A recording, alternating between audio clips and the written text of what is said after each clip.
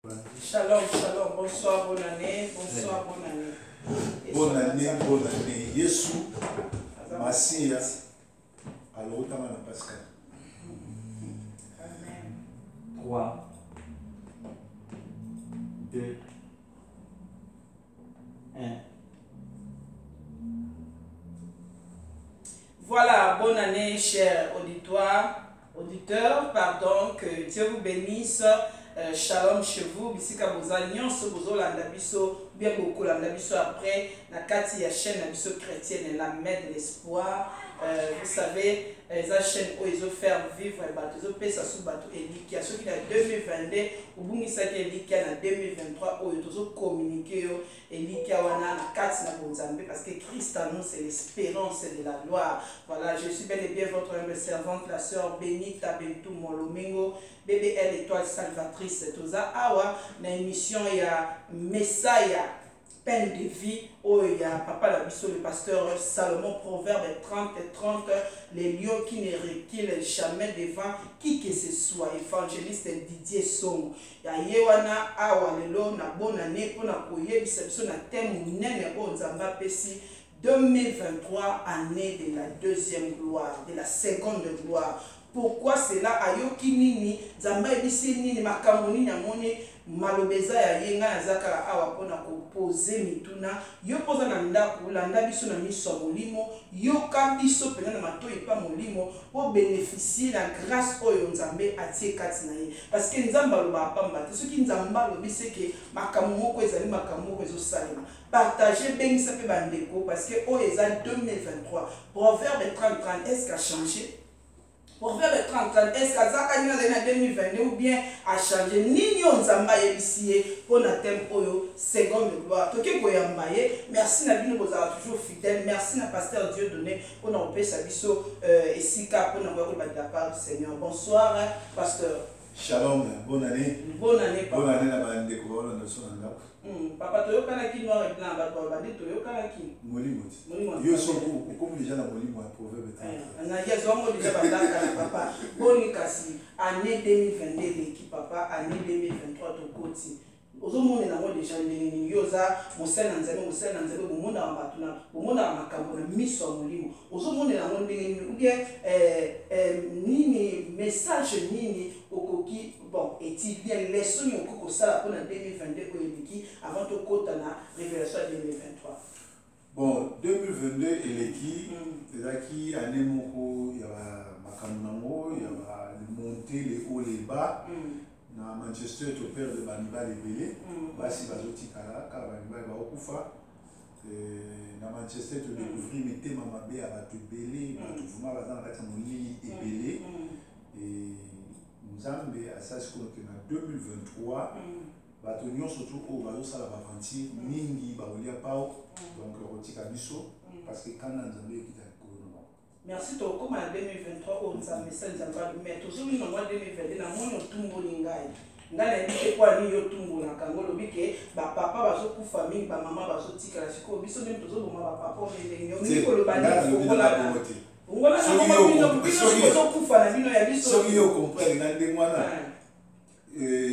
otunis yo siko place wana tumbo ngolo biso bino bozo kufa na bino ya biso ni bato oyo bazo kufa na bango bazo kufa te po bali ba kufa bazo kufa po bino bozo maltraiter na la yebi ko komana ya émission ya samedi ezoya tozala na bandeko mosusu awa to parler sur makambo wana to bombango to kende na nini to pepsani na sote voilà vendredi ezoya to kolobango po proverbe abike ton regard sera tourné vers ton mari et il dominera sur toi. OK, merci. Zali moko ya ba promesse to moko ya maloba nzambe na websa Eve tango alembuma na Satan il a que yo nzambe la keleke abi mobali a dominer sur lui regard nous a tourné sur lui regard na bino bana basi a tourné sur biso ba pasteur te sur nos côtés, sur ton mari, mais il va dominer sur toi. Bamibali belé bazokufa parce que basi bakomi na poto, bali ko dominer mibali na bango. Alors je dis d'abord ba faible, na bibe ba faible, pour biso ba mbwaka to da.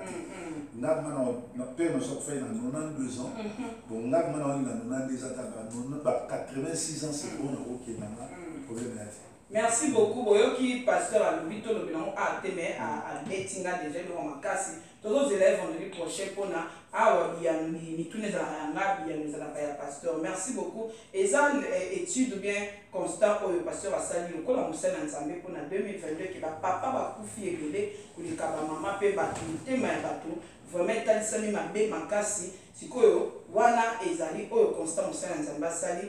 Et papa tant que vous constat wana et l'eau connu ici cause ça la peau na yango en tant que vous savez nzambe est-ce que ça dit qu'à constat fandi ou bien aux ça moi action mon coup omoni na chaque année début année mutu aza responsable à ça la bilan final yes atali 2022 qu'est-ce qui s'est passé na 2023 ba objectif nini na na modo na zo sena ka dola na sona nda kwa zo kaye na big ba kuma ba objectif pour la 2023 ba kuma 5 objectifs 5 objectifs à atteindre avant de décembre 2023 alors ba objectif wana yango ne botindika ba sujet à la prière ba travailler sur yango alors netinga avant les tout côté en 2023 et là nous sommes Nathalie en 2022 sur les objectifs que na s'est fixé Nathalie est-ce que c'est ce que c'est pourquoi c'est alors biso dans l'Angleterre ba learn by mistake pour perdre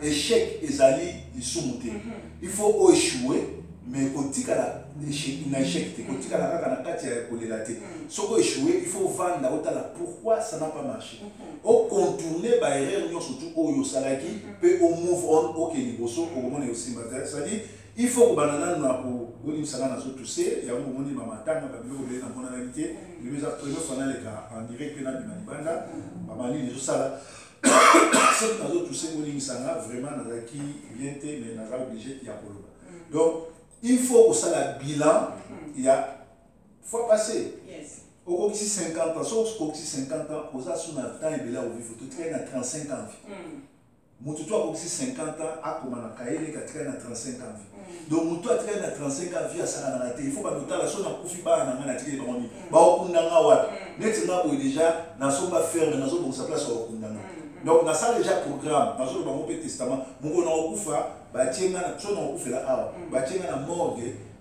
après mon exposition à corps il y a salle parce que songa na kufi muta eza passé JS pas passé JM so oté parce que mo ba ya teko ame oté pour na olamuka donc passé JM to oté après ça petit na accompagner na tamula so que si botienga na avion nazo kita ba otwanga na avion le 17h na kiti lobby na 9h na kiti lobby na 11h na 11h wa ba ko exposer na stade Masina ba yembi musique papa après ba meminga na ferme na ba kokunda ba cimetière o tsuki popularité na ba kokunda na ferme na et puis na ferme na cimetière ba na ocha ba tombo ebele mwana olinga olandanga ayeba kundiwa na olinga te so ba kokunda ba mo ba kundiwa mutu amayela sala déjà planning na ye vous comprenez donc mutu amayela sala déjà planning na ye so yo ko 50 ans ozo continuer kolata bilamba ozo continuer osoba ba sapato ozo continuer soko otikela bana nini legacy ni ozo tika pour la famille voilà donc et là ba liboso photo tala 2023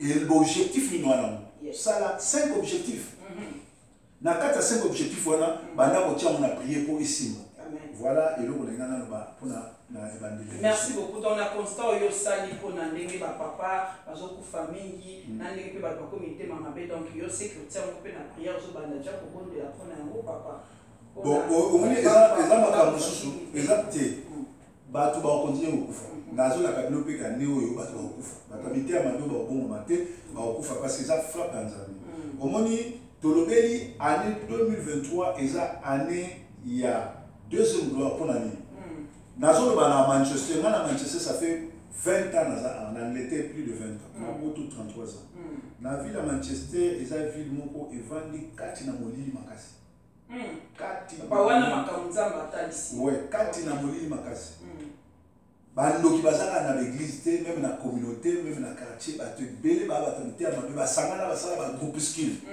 alors bato wana misala mabe baye pour nuire ba vie à battre. Sur total lelo yo Belinda je crois au milieu de Manchester on a vu combien d'années parce que la question 21 ans donc il y a une année avant na Manchester mais ngale na Manchester na kutaka des églises na kata des églises wana na moni l'église ndenge botami a na moni ndenge bato balongwa na église be po ezali mabe ti lelo la plupart bato wana ti lelo bana kati ba vanti ba bongo mate alongwa na l'église songolo alongwa na l'église songolo po pasteur wana za mabe oui pasteur za mabe bango wana bakenda ko sala l'église mususu lelo basuka et pas au soka akei ma koteya akei place hotel ba hotel on sur assurance zo assurance pour soko okufi okunda bande okunda babi otika mo biso ba Kristo tozati na assurance biso ba Kristo assurance na biso ali yamba Yesu kufa dans le Seigneur et les morts dans le Seigneur. C'est là, papa. Nous allons bien, mais nous allons la macamba l'église. Nous pose la carte l'église. Kagama papa. Wana yo kila ramoso ni te obete la ramoso te mais oya bati le obete la cité papa. So ki muto fungo l'église et kanga mais c'est quelque part au chiwe ko kite. Siko ya mwana peut-être comment pour s'apprendre la banima mususu bien l'église. Siko bandimi na wana ba kendawa. Parce que c'est pas bazo na moi. Nana yebiso ki na kanga l'église. Et bon wa permokasi. Mais c'est ça boye binzamete. Église ezanga. Je préfère être seul avec Dieu que être dans la multitude nanzambete. La plupart des églises, ce ne sont même pas des églises à la charité. Parce que les églises, où il y a des photos, c'est même pas une église. Mais la plupart, il y a des églises, vous appelez, c'est là. La plupart des églises ne sont même pas des églises. Or, et si quand je suis, c'est ça l'église, la frère. Mais avant, on a que ça, il y a quand même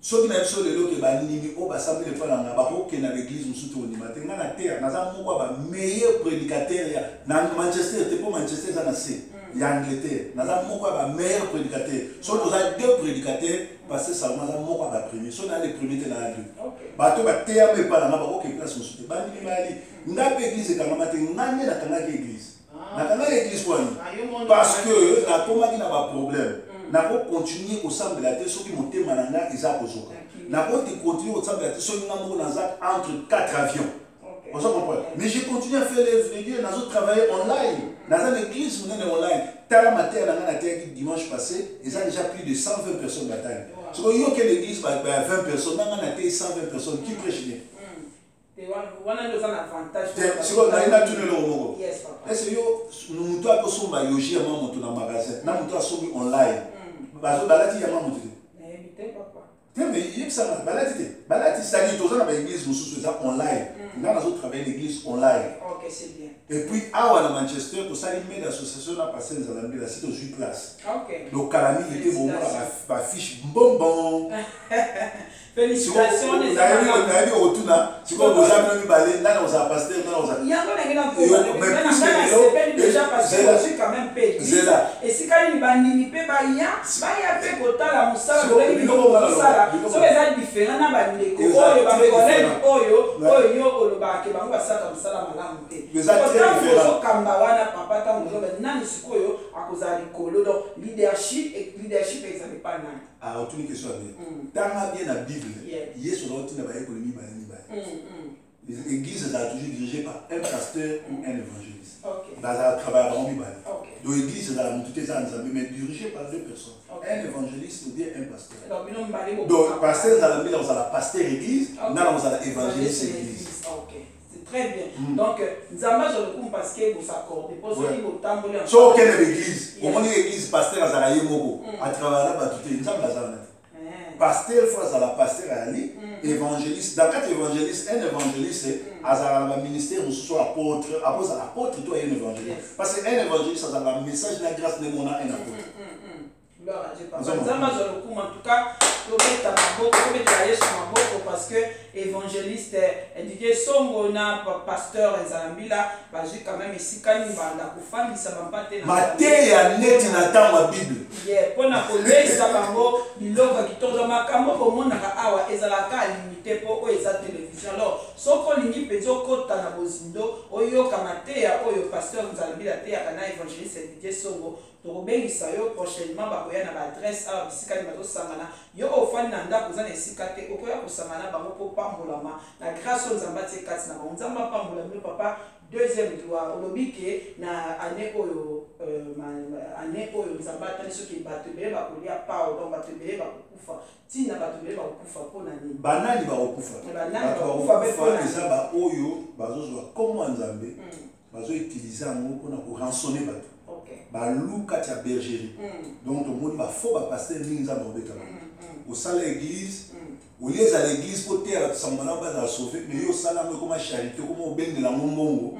balé ba 50 000 ba 20 000 ba 30 000 donc pas ba église ndenge za la kawane comme ba charité ba mine za ba charité ce n'est même pas une église l'église là tu connais ce que ça m'a papa ko soit charité donc église a charité parce que na mbongo ba kontango le kola une communauté ça m'a bêté ko soit charité et comme il m'a bêté tango yo suis mbongo okomi kotonga obi kolia yo na mwasi na bana mais bato yo zo sangisa oyo kanga ba photo bazo zo par na moté wana ni la émission za la preuve papa ezali to za na liste ya église nyon surtout ezala ba mbongo na ba monta bazoka o bandimi ba yebite donc na mutu na biso wana siko makapesa ngo bafumi komi komata na mutu papa donc bazozwa ba mbongo na mitu na biso mais siko biso tuzo bénéficier te entre temps bazote ya ba bino bazote ya ba bino bazote ya bino na vrai évangile ya salité. Deuxièmement, bazo s'occuper de la vie spirituelle na binoté. Troisièmement, bazo don care bazo na tina noté, ba na sa présence na yo pour ba continuer sa business na. Alors yangwana Nzambe so makambana zo Nzambe akobeta. Nzambe akobeta. Wana ngapi na confirmation parce que Nzamba yebisaki ngaki mopepa sike zo beta na mboka oyo na 2023 za mopepa changement tango yaka esuku makaba oyo ya mabe oyo ya malamu batikali bango nde mutunanzela na bango Nzamba zo ko s'établir pe ko rétablir ordre na kati ya église na ye Nzamba pambola bino tango zo ba bongo eza pona batu wana mais bonne nouvelle tina na moi ezalani bonne nouvelle tina na moi liboso ya nini mpona koéduke bato mpona koinstruire bato mpona kosauve bato donc ntango un pasteur ayaka mpona koavertir bato mais en passant na Kinshasa naza na l'église na implantant ezocontinue et na mois août na kobeta mosala na kobeta tour kuna mpasi na otonga mosala monene ya église naotonga église ya monene na nsele nasomba kama balopango nazotonga temple ya Nzambe siko na mois d'août nobeta tour natala misala na tikaki ndenge ezotambola osoulever eloko moko ndenge ozotonga temple ya Nzambe eza na recommandation ya Nzambe obia yo moko layo lamuki lokwa baninga mpe batonga obia tonga parce que tozomona awa papa bato ebele totongela Nzambe temple siko totongela Nzambe temple na bazozwa lisusu mortgage mpe kotongela Nzambe temple na contribution bandimi siko yo mbongo ozwi wapi est ce que yo ozwi funding te ozwi charité te papa. En plus, c'est ça qui est recommandation en Zambie. Les recommandations en Zambie, na salaire na salaire. Na salaire na zui mbongo na nga, balupa na somi na mbongo na nga. Na d'abord na za héritier. Koko na biso avant kufa article la biso balupa. Ba faire. Papa na nga lera kufi article lupa. Na mbongo na banda kosoma balupa na 80 mbongo Allemagne, 84, 94. Na banda biso kosoma balupa na 94. Donc mbongo na mbongo na salaire na somi Nzambe dès le plan ndé na zotongela ye. Nzambe soka pesi yo vision otongela ye akopesa provision so omoni pasteur moko azotonga église akomosema bambongo ce n'est pas Dieu qui lui a envoyé omoni nalere nazotonga Nzambe azotouche bato de gauche à droite bato oyo bacontribuaka bato oyo basoutenaka ministère bazoya mais nazotonga ngo na poche ya motu te nazotonga ngo na salaire nanga mpe na salaire nanga ndenge nafutaka nga babola bazwaka part baveuve bazwaka part bamaster nanga tokola na bango mpe bazwaka part bana quartier na biso mpe nafutaka bango minene Nzamba Pambola, c'est vraiment une bonne chose. Ce qui Nzambe a recommandé au Tongela et temple, ils ont vision de pas pécio, à couper sur la provision. Tout le monde qui Nzambe a recommandé qui n'a Noé à Tonga arche pour être et Banako battre la famille Bota une génération où il fait continuer. Tout le monde qui a fait ça qui est fait la provision, ils ont qui va matériel, l'énergie, ma casse, nanzo tonyon sera na obéissance aussi. Il y a tout le monde qui achète.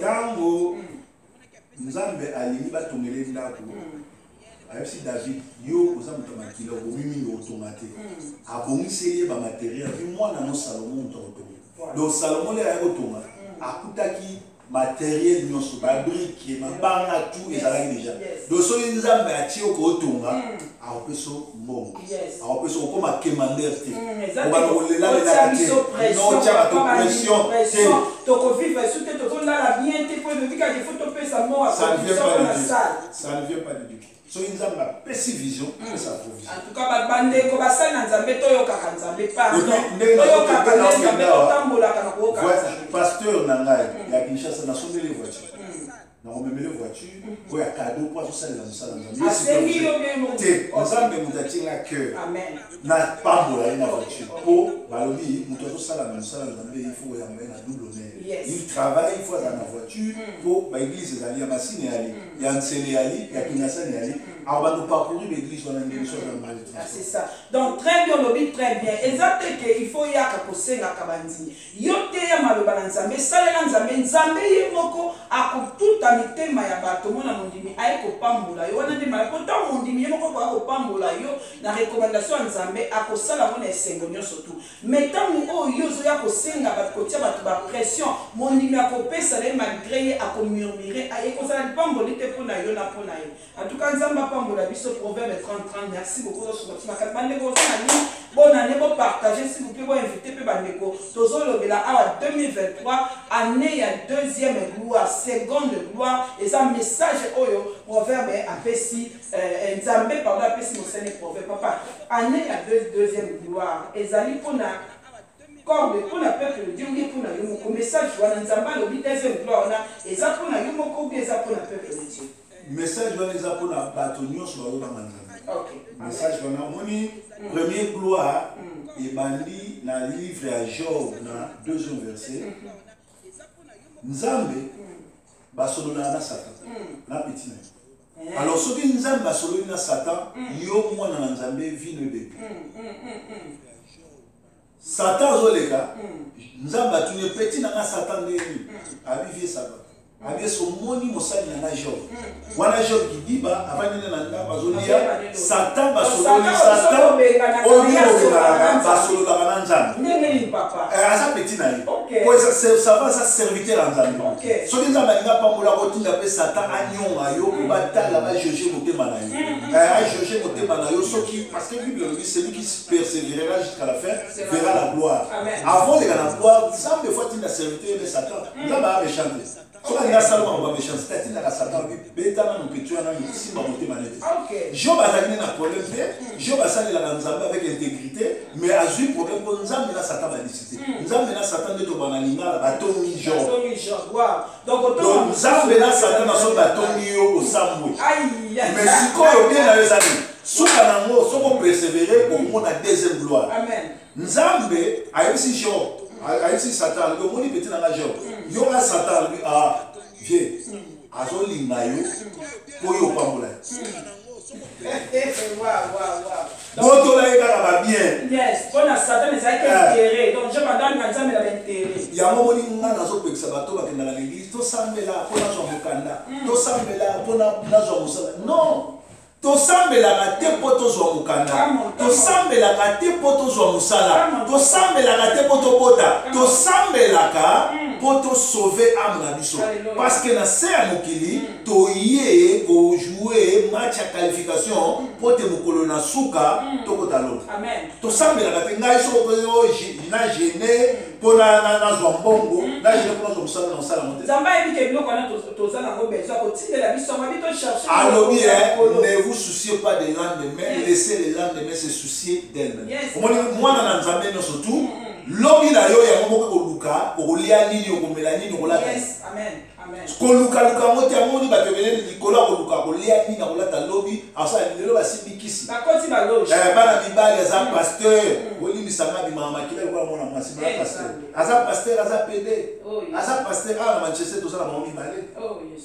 pour ça la plein aza muta ba formation Oh yes. aza mutu abimaka na mibali Oh yes. siko mutu andema aza pasteur aza fier na koza pasteur Oh yes. donc Job na Satan nzambe na Satan atongi Job nzambe ayebisi Satan na permettre yo pour mona que Job aza intègre alinganga pour na intérêt toucher ye bebisa nyonso me kosimba motema nete kosimba âme nete kosimba vie na ete alléluia donc papa nzambe azwaka âme na ye na considération na valeur âme motuya na miso grave ma soeur bato ebele makambo oleka nango na ndako eza kaka nzambe azowa éprouve yo makambo ebele ezoleka na me bapasteur bato bayaka na église te eza nango te ko oza na molia te non ezali nzambe oza ya nzambe nzambe na satan badisitaki nzambe azoprouve batala soko kozonga na mokili alléluia ngai bayelanga na nsima kisi bayelanga nazonga na mokili oyebi ngai naza awa moko mosu navandi boye namoni ndeko moko abeni ngai papa soda omoni te foto ya mwana na yo video ya mwana no ya bolumbu ngai mwana na ngai ya bolumbu qu'est-ce qui prouve que eza mwana na ngai oyo te bato bayebisi ngai ngai papa soda na yo video ya mwana na ngai molumbu yo tali yango ndeni oyebisa mwana ote bayebisi ngai siko bana basali biloko bana wana bato ya mitema mabe ya Manchester bandoki oyo ntango ngai naya koloba oyebi ko mosala na nzambe yali nzambe atindi biso mpo todénonce l'œuvre ya démon ya satan fo totiango libanda tobenga nango totiani ntango tozodénonce bato baluki nga na mitifu bazwi nga te basali bavideo ya lokuta balutala mwana salomo oza kopana nyonso wana baokani babebisa réputation na ngai basonga me mwana nanga aza mwana nanga te mwana nanga mwasi akosala biloko bongo te me bapanda ye te soki yo oyokasa mwana babimisi video mwana me bana na bango makambo basalaka ya bato balobaka te bana na bango bikindoki bana nango bana na bango baprison basali bato balobaka te me ya salomo babimisaka libanda mais papa tokende mpe tozonga Job nzambe asalaki basololaki na satana mpo nzambe alingaki approuve intégrité ya Job mais moko mpe balobi ke monguna mpe ayaka koatake biso soki toza na eloko kati na ndenge ozolobake bato bapanzi bana na yo basangwa mabe soki bana na yo basali boye nde ya bana ebimaka est ce que yo quelque part ose kondana na eloko moko te sosala eloko moko te oyo ke monguna mpe aza koreklame ndeni yo olobi kaka ke wana ezali baépreuve oyo nzambe azolekisa comment moto akoyeba pour dire ke question nanga comment moto akoyeba ke makambo oyo ezoyela ye na vie eza épreuve ya nzambe ou bien eza attaque ya diable mpo asali mabe moto soki po ayeba biloko wana eza simple ozotambola ndenge nini yo ovandi na Manchester 21 ans nga ça se fait 21 ans na Manchester banda na koma mosali na nzambe eza na libala moko ya bato na bomi te eza na mwasi ya bato na détourné te eza na mbongo ya bato na yibi te eza na mokolo moko te nakenda koteya sango malamu mpo na ransonne bato mbongo mpo na baintere wana c'est-à-dire nazosalela nzambe na kobanga ye partout bainvitaka nga eza na place moko te na imposa bango bologe nga na 5 étoiles bofutingelanga billet ya première classe mpo nazoya ou na komi l'église na ken Afrique na sa ba voyage na Afrique bien en Europe na sa ba tourner en Europe na kuma place moko na zu moi sa ba tomber na pesi ba prophétie ko ba ya na mo donc nazo sala na nzambe avec intégrité donc la tique ngai na kozala na kati ba bloko wana pamba pamba te alors Job peut sali ndenge wana alors mutu no soto zo tambola na bonzambe satan ba ko éprouver yo de la ba ko bimisa secret ba ko bimisa ba vidéo le kuta bana na yo ba ko sala pe makambo suka bana na yo ba ko tili quand même bana na yo bakanga bana na yo nga mwana nga bakangaki akende osomba voiture volée bato batinda ye batata mobimba ya Manchester ya mikolo mwana na nga azozoye na mosala akende okumbele voiture nga nde naza boye bato ebele balingaka nga te parce que ngai na bango tozoshere bavaleur moko te nga nde na obeli na mwana na kozwanga na mosala te mwana na koyebisanga te papa 200 livres yango omemelanga voiture nakobenga yo nano belinda donc babelinda mwana azopesanga voiture nano yo ekika mwa mais eza na batata na moko base respectaka te mwana na ngai aza na mwa ya 30 ans yo tata soki ya 50 ans bapesi yo 30 livres bapesi soki 200 livres okende soki omema voiture okende tika en place te voilà pourquoi bana na biso bazokota baboloko parce que toza na bapapa baya responsable te toza na kati ya communauté mona moto asali nganda asali nganda mutu azwi mwasi ya bato azoya na mutu na nganda wana ye mpe azoli azobela bien tata mutu wana azonyokama mpona mama bana na ye bazotungisa ye omoni babiloko toza nango na communauté eza makambo moko papa eza déplorable mais est-ce que ozwaka temps ya kosola ndeti olobi ke pasteur wana asali mwana boye mutu aye mutu aza na kati ya nganda amoni ke mutu mosu amemi mwasi ya mutu mosu na nganda me atikika bo est-ce que ozwa mpe bata mais justement eloko oyo basipota pase salongo te mponga bavaleur morale na nango nakozwa mwasi ya bato te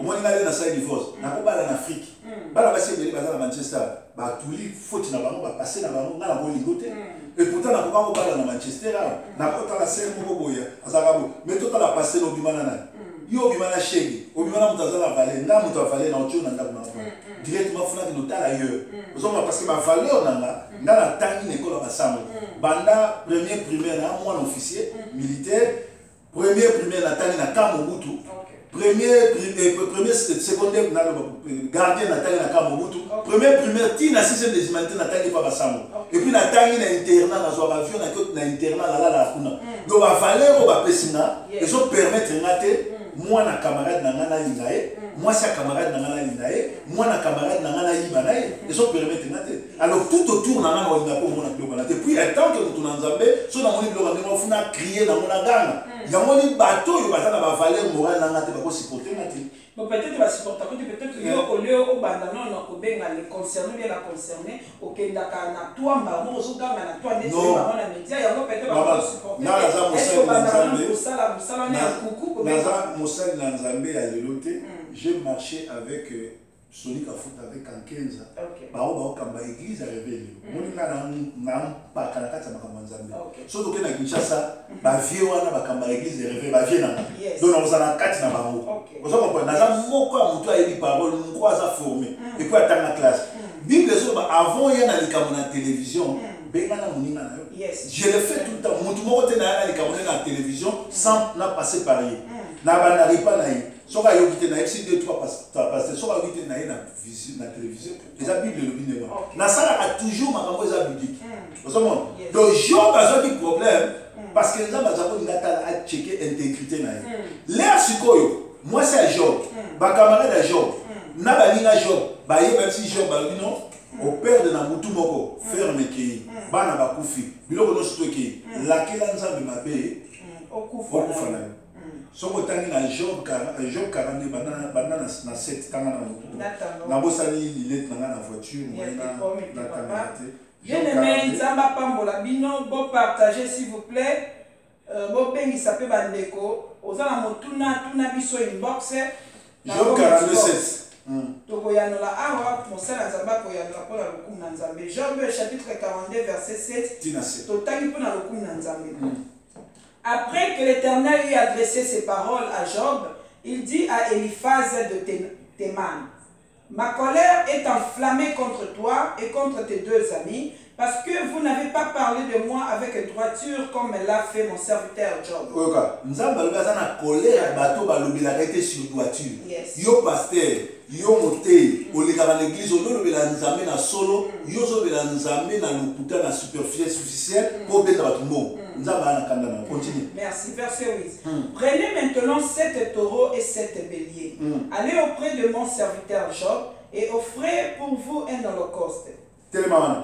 Moni lelo bato nyonso baza na Manchester obeta Salomon likofi ofinga na Manchester batakanga 3 fois natikala kobunda te babetanga makofi baniatanga na bato pe baniatanga soko teleni bo bakobetanga te mais na bunda te mpona mosali na nzambe bible ezoloba awa mutu nyonso to ayebi afinganga akoselanga makambo asala video yo ya lokuta ya mwana nanga aloba mabe ya bana nanga aloba mabe nanga ngonga ngoyo 5 litres ya 20 na toro mwana meme yaka nango na porte nanga beta porte na bondelo nzambe na kaba yo na satana ata bato basengaki pardon bali biso meme so bakabi yo na satana esengaka oyo na holocauste 5 litres ya 20 na mwana ya bélier oye mosali na nzambe abondela mpona yo po malédiction sino te oza na kati continue mama.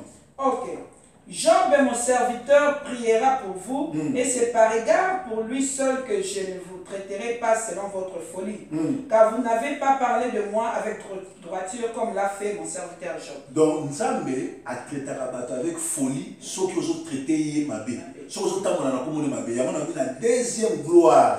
ba faux ba pasteur, ba faux ba frère, ba to nyonso escroquer ba ndimi na kombo na nzambe ba kozwa frappe nzambe so ba yambolité. Continue. Okay, merci beaucoup. Le verset 9. Eliphaz de Théman, Bildad de Chouach et Tophar de Nama allèrent et firent comme l'Éternel leur avait dit. Et l'Éternel eut égard à la prière de Job. Verset 10. L'Éternel leur rétablit Job dans son premier état, quand Job eut prié pour ses amis. Et l'Éternel lui accorda le double de tout ce qu'il avait possédé.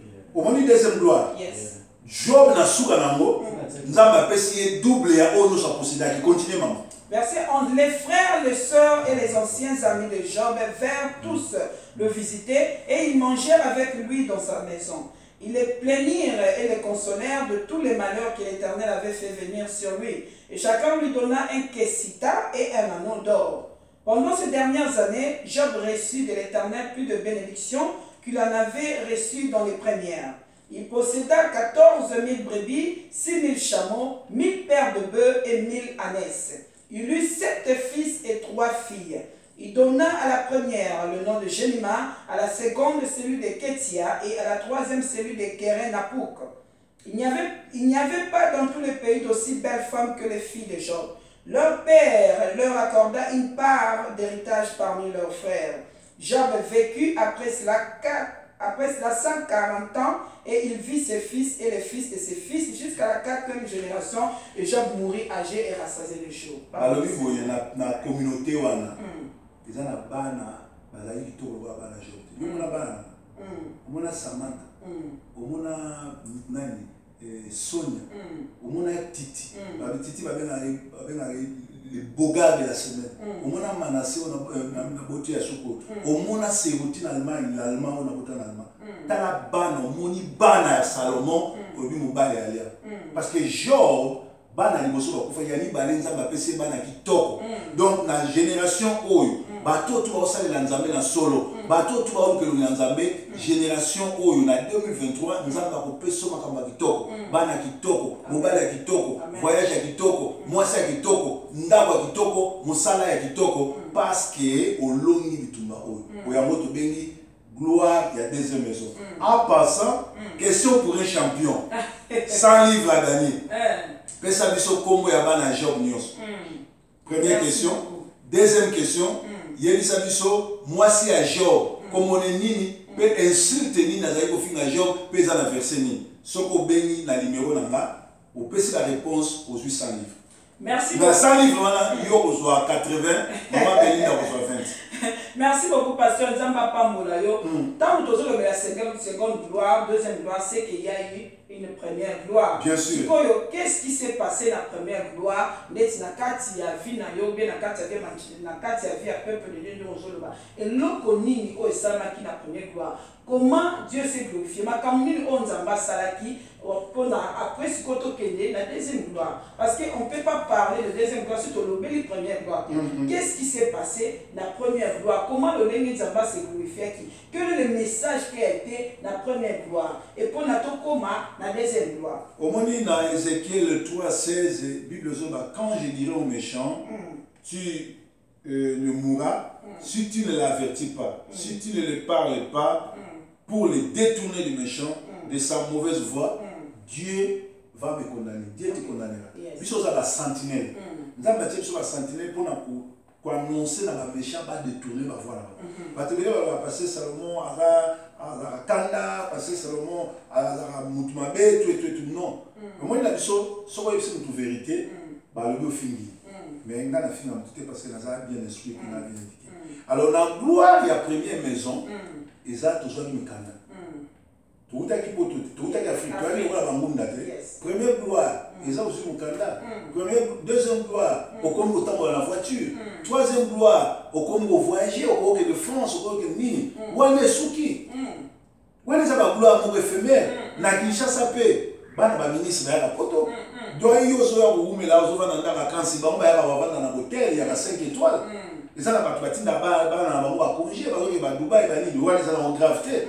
Bando occupé par ça la maman. wana eza première gloire eza biloko moko ya mike mike oyo bino kozomona ngo danse wana eza première gloire deuxième gloire nde oyo okozwa fois de ya liboso ozwaki eloko ya liboso eza paix de Christ ya mibale koluka église ya oyo na vie ya moto pozala bien eloko ya liboso foluka na église ya bien parce que na kati ya makambo ya baéglise baéglise ebele eza lokuta imagine toi moto asambela epai ya mama olandi moto asambela na mangembo ezala na Kinshasa ezala awa moto asambela epai ya Léopold Mutombo moto asambela epai ya Walesa moto ande mwana soki alingi na délivrance ta omona nzambe omoni lelo soki oyambi Saint Esprit nazalaki na ndeko moko aye kotala nga mokolo ya bonane le premier aye kotikela nga bouteille ya vin na mwa enveloppe na ye nga bato ebele bayaka na ndako rendre ma visite ah pasteur ndeni ah lobi vraiment bato bauti l'église bauti l'église na bainer batondi na baboite moite soki omoni bato wana le 31 de 20h à 23h bazali l'église leka l'église ekandi baki na bar donc mapamboli nyonso tuko bakenda kozwa na l'église ya solo parce que toza na l'église oyo baosambela solo bazali félicitations nzambe apambola bango eza na bamosusu baosala bavantire mais na l'église ya solo bato bakenda kosambela bakotaki basalaki crossover bazalaki béni mais alongwe na bénédiction ake na bar directement ezali akozwa malédiction pourquoi akozwa malédiction wana parce que bande ebandeli bayebi nzambe te eza na bato mosusu omona ye asambelaka dimanche akendaka église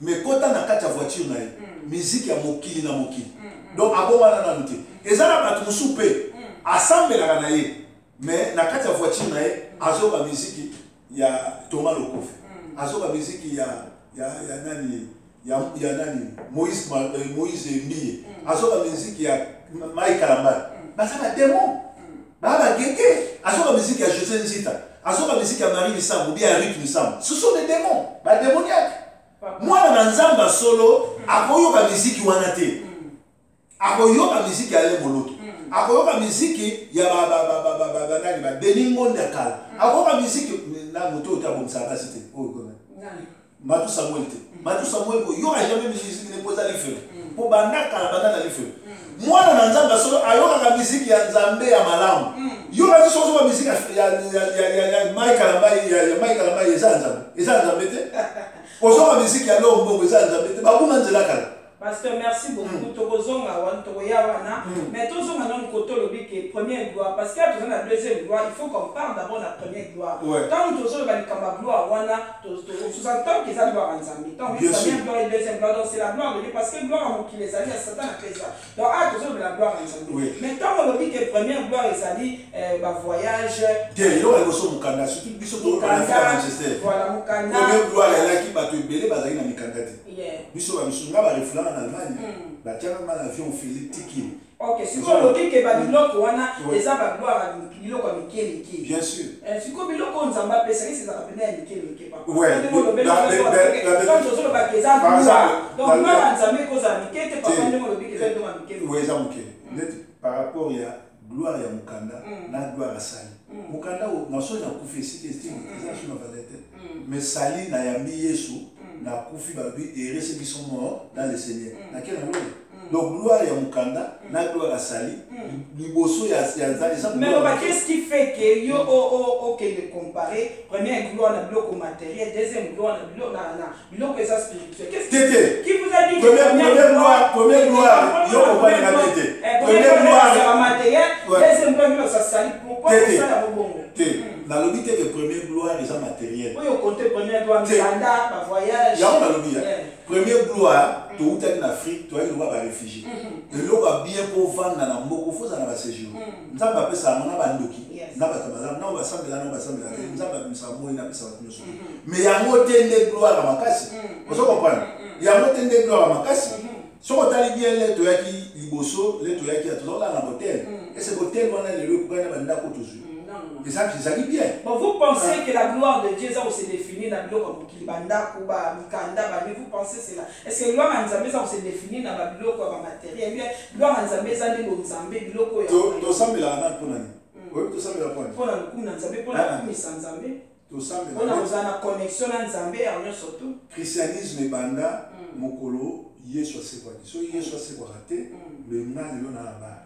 soki yesu asekaka te mbele oyo naza entouré na basi nde nazali na misala ozala na basi alors soki natika nyonso tu wana olola ye donc eloko ya liboso eza lola me nzambe alobi avant nalola awa na se tokozwana na se ozo comprendre parce que na vie RC balobaka moto aza stabilité ezali kozala mosala non kozala mosala kozala soki olingi osomba voiture obimisi carte osombi soki olingi osomba lipo osombi eza déjà bien c'est-à-dire que ntango tozosambela eloko ya liboso nzambe alongoli biso na cécité alongoli biso na bisengasenga yango moni bapaster obie bana na nzambe oyo bazalaka bisengasenga baza nani bakutana na nzambe te mwana na nzambe azalaka bisengasenga te mwana na nzambe nde akabaka mwana na nzambe nde azalaka na kofuluka mwana na nzambe akozala te abana koransonaka bato yango nazoba gloire ya liboso eyali tobotami na se fo tovivre elengi mpo toyali na se ya mokili tozala na te ebele te fo tambola na voiture ya bien fo voyager na première classe fo olia bien fo lata ndenge olingi bagloire wana ntango bazobeta lisolo ya job babeta masolo alona te bazobeta na se awa po bible elobi na se après nzambe apamboli ye na baferme na bangombe na banini eza na bato mosusu bakanisaka soki asombi voiture aza na angleterre azotambola na voiture eza na 20 ans azadi apambwami abeni te oza beni te oza na moyen de transport oza na moyen de transport oza beni te eza bato mosusu aza na poto awa asali na bakiti na ye na ndako kiti na ye kovanda ça fait 10 ans na kiti wana oza beni te